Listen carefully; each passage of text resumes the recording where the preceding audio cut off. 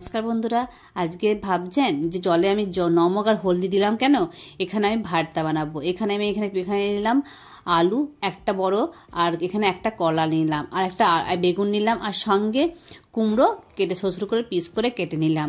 কেটে সবগুলো একসঙ্গে কড়াতে তুলে দিলাম, ওই নমক আর হলুদ গুঁড়ো জল দিয়েতে তুলে দিলাম, এবং আরও একটু জল দিয়ে সেটা আমি 5 মিনিটের মতন চাপা দিয়ে সিদ্ধ করে নিলাম। সিদ্ধ হয়ে গেছে, এটাকে নামিয়ে নিলাম। সেই কড়াতেই তেল দিলাম, আর সঙ্গে দিলাম জিরে আর কিছু শুকনো লঙ্কা, 3টে শুকনো লঙ্কা দিলাম, আর দিলাম পেঁয়াজ, কুচিয়ে রাখা পেঁয়াজগুলো একটু বেশ হালকা লাল লাল করে ভেজে নেব। ততক্ষণে কোলার যে চোপা অংশটা সেটা আমি ছাড়িয়ে নিলাম। কোলা যে অংশটা চোপা থাকে সেটা দিলে অতটা ভালো লাগে না খেতে এই ভর্তাতে, তো এইগুলো আলাদাভাবে আপনারা আলাদাভাবে ভর্তাটা খেতে পারেন কোলার চোপা দিয়েও। আর এখানে কোলার চোপাটা আমি সাইডে রেখে দিলাম। পেঁয়াজটা লাল লাল করে ভাজা হয়ে গেছে, খুব বেশি লাল করবো না, মিডিয়াম লাল ভাজবো। ভাজার পর এতে আমি তুলে দেব যে সিদ্ধ করে রেখেছিলাম সবজিগুলো, সেই সব রকম সবজি মিক্স করা সবজিগুলো একবারে তুলে দিলাম, বা 5 মেশালি সবজিগুলো তুলে দিলাম। দিয়ে কিছুক্ষণের জন্য নাড়াচাড়া করব।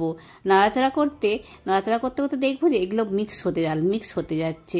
আর 5 মেশালি সবজি খেতে দারুণ লাগে। একসাথে সব রকম সবজির ভর্তা বানিয়ে দেখবেন, দারুণ টেস্টি লাগে, যা মানে অমৃতর সমান হয়। নাড়াচাড়া করতে করতে কুমড়ো, আলু আর কাঁচকলাগুলো বেশ খুন্তি ডয়া করে একটু হালকা দাবিয়ে বেশ শুকাভাবে বানিয়ে নেব।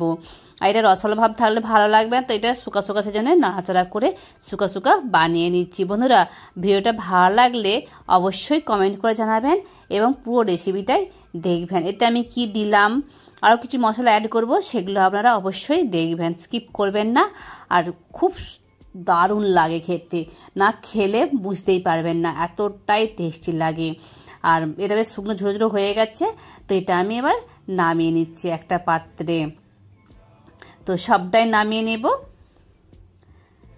আর খেতে দারুণ লাগে, অবশ্যই বন্ধুরা ট্রাই করবেন বাড়িতে, দেখবেন আপনাদের খুব ভালো, আর গরম ভাতের সঙ্গে তো অপূর্ব লাগে। আর এটা এবারে মাখিয়ে নেব। দেখুন এখানে যে সেই লঙ্কা দিয়েছিলাম, সেই লঙ্কাগুলো ওখান থেকে নিয়ে নিলাম, নিয়ে শুকনো লঙ্কাগুলো বেশ হাতে করে ভালোভাবে মুড়ে নিলাম। আর এটা গরম আছে সেই জন্য হাতে করে আর করলাম না, সেই জন্য আমি গ্লাসের পেছনে অংশ দিয়ে একটু দাবিয়ে বেশ ম্যাশ করে নিলাম। এবার এতে আমি দিয়ে দেব পরিমাণ মতন নমক দিয়ে ভালোভাবে মাখিয়ে নেব। প্রথমে এটা পেঁয়াজ দিয়ে আছে সেজন্য আর আমি পেঁয়াজ দিলাম না, আপনারা যদি কাঁচা পেঁয়াজ খেতে চান আপনারা অবশ্যই দেবেন। বানিয়ে নিলাম 5 মেশালি কুমড়ো ভর্তা। এবার আমি বানিয়ে দেখাবো শুধু কুমড়ো ভর্তা।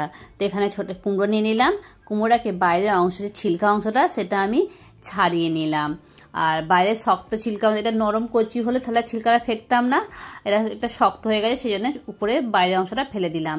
এবং মাঝ বরাবর বড় বড় করে ফাল দিয়ে ভেতরের অংশটা, বীজ অংশটা যে থাকে সেই অংশটাকে কেটে ফেলে দিলাম, এবং ছোট ছোট করে পিস করে কেটে নিলাম কুমড়োগুলো।